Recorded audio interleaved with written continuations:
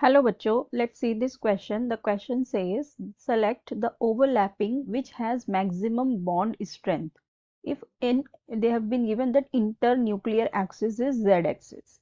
Option A 2s plus 2s, B 2pz plus 2pz, C 3dxz plus 2px and D is 3dxy plus 3dxy. सो देखो यहाँ पे हमें ये जो चार ऑप्शंस दिए हैं हमें ये बताना है इनमें से किसकी अगर ओवरलैपिंग हो अलोंग अगर उसका इंटरन्यूक्लियर एक्सिस जेड एक्सिस हो तो किसकी बॉन्ड स्ट्रेंथ मैक्सिमम होगी। ठीक है, किसकी बॉन्ड स्ट्रेंथ मैक्सिमम होगी हमें ये बताना है। अब देखो जो बॉन्ड स्ट्रेंथ की बात आती है, अगर बॉन्ड स्ट्रेंथ की बात करें सो जो हमारी जो इनकी बॉन्ड स्ट्रेंथ होती है ये होती है directly proportional to directional property के।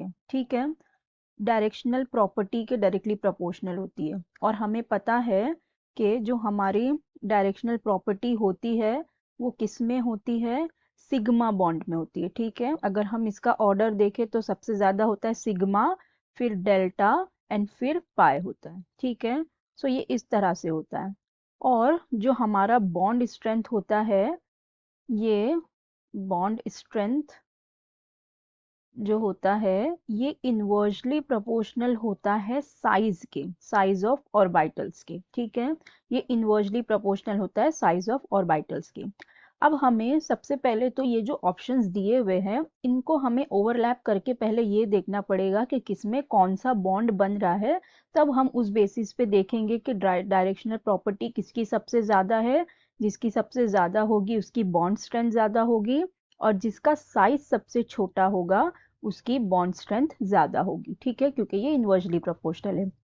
तो जो सबसे पहला ऑप्शन हमें दिया हुआ है वो हमें दिया हुआ है 2s प्लस 2s दिया हुआ है। ठीक है, अब देखो 2s और 2s से तो क्या बनेगा, यहाँ पे इस तरह से ये ओवरलैप होके क्या बनाएंगे, सिग्मा बॉन्ड बनाएंगे। ठीक है, दोनों ही s ऑर्बिटल है, ओवरलैप करके सिग्मा बॉन्ड फॉर्म करेंगे।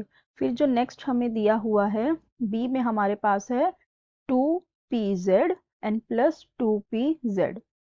ठीक है, अब यहाँ पर भी दोनों का प्रिंसिपल क्वांटम नंबर तो सेम ही है, मतलब क्या होना है pz का अगर हम ओवरलैप करवा देंगे तो क्या होगा, pz और pz का अगर हमने ओवरलैप करवाया, अब हमें दिया हुआ है इंटरन्यूक्लियर एक्सिस हमारा z एक्सिस होना चाहिए। ठीक है, अभी s बॉन्ड तो कैसा होता है, इसके अंदर कुछ होता नहीं, नॉन डायरेक्शनल है ये, तो इसके अंदर ये तो हर डायरेक्शन में होता है, लेकिन p ऑर्बिटल में होता है डायरेक्शन, तो हमें अलोंग z एक्सिस देखना पड़ेगा। तो अगर ये हमारा एक pz ऑर्बिटल हो गया और दूसरा ये pz ऑर्बिटल हो गया। ठीक है, अगर ये दोनों इसके zz ऑर्बिटल है तो ये दोनों आपस में आएंगे जब ओवरलैप करने, तो यहाँ पर भी क्या बनेगा, सिग्मा बॉन्ड ही तो बनेगा ना। यहाँ पे इस तरह से ये ओवरलैप कर जाएंगे एक दूसरे से, तो यहाँ पर भी क्या बनेगा, सिग्मा बॉन्ड ही बनेगा। ठीक है, सिग्मा बॉन्ड का ही फॉर्मेशन होगा। फिर नेक्स्ट हमारे पास क्या दिया हुआ है, फिर हमारे पास सी में हमें दिया हुआ है यहाँ पे है 3dxy और 2px है। ठीक है, अभी देखो यहाँ पे मतलब हमको ओवरलैप किसका करवाना है, dxz ऑर्बिटल और px का। ठीक है, अभी अगर हमने xz और px का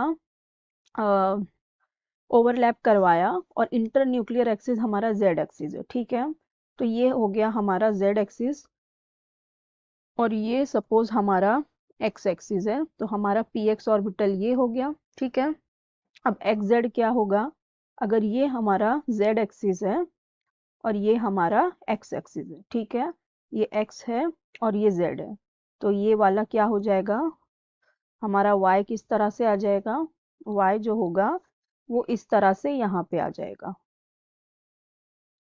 ये हो जाएगा y एक्सिस। ठीक है, सो xz में जो होगा वो किस तरह से होगा, वो होगा यहाँ पे और यहाँ पे।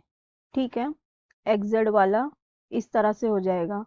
सो जो xz वाला होगा, सो देखो अगर हम इनकी ओवरलैपिंग करवाएंगे, dxz और px की हम ओवरलैपिंग करवाएंगे तो क्या होगी, यहाँ पे लैटरल ओवरलैपिंग हो जाएगी इन दोनों के बीच में, और यहाँ पे क्या बन जाएगा, पाई बॉन्ड फॉर्म हो जाएगा। ठीक है, यहाँ पे क्या बॉन्ड हो जाएगा, पाई बॉन्ड फॉर्म हो जाएगा। ठीक है, यहाँ दोनों में सिग्मा बन रहे थे, यहाँ पे पाई बन रहा है।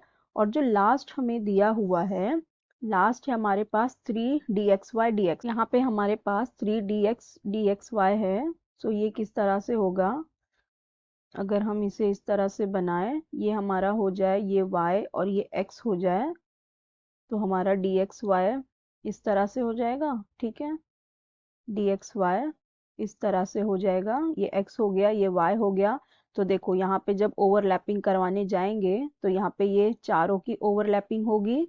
ठीक है, और यहाँ पे हमारा क्या बॉन्ड फॉर्म हो जाएगा, यहाँ पे डेल्टा बॉन्ड फॉर्म हो जाएगा। ठीक है, सिग्मा नहीं, डेल्टा बॉन्ड फॉर्म होगा यहाँ पे।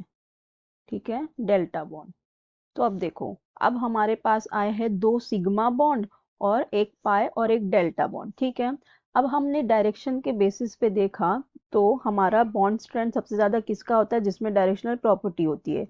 तो डायरेक्शनल प्रॉपर्टी होती है सिग्मा बॉन्ड में। ठीक है, तो इसका मतलब कि डेल्टा और पाई तो नहीं होगा, इसका मतलब हमारा ए या बी में से कोई होगा। ठीक है, क्योंकि हमें पूछा है किसकी मैक्सिमम बॉन्ड स्ट्रेंथ होगी। ठीक है, अब यहाँ से तो हमें मिल गया सिग्मा, अब सिग्मा हमारे पास 2 है। अब यहाँ पे हमारे पास क्या है कि बॉन्ड स्ट्रेंथ इनवर्सली प्रोपोर्शनल है साइज के। ठीक है, ये इनवर्सली प्रोपोर्शनल है साइज के, मतलब जिसका साइज जितना कम रहेगा उतना क्या होगा, उसका बॉन्ड स्ट्रेंथ उतना ज्यादा होगा। ठीक है, तो अभी देखो यहाँ पे अगर हम 2s और 2pz की बात करें तो इन दोनों में से हमारा पहला कौन आएगा, साइज के हिसाब से हमारा 2pz आएगा।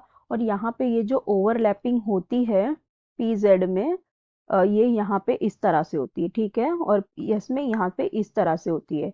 तो हमने अगर हम साइज के हिसाब से देखेंगे तो इन दोनों में हमारा पहला कौन सा आ जाएगा, pz का क्या होगा, साइज कम होगा, तो उसकी बॉन्ड स्ट्रेंथ क्या होगी, ज्यादा हो जाएगी। ठीक है, इसकी वाली बॉन्ड स्ट्रेंथ ज्यादा हो जाएगी।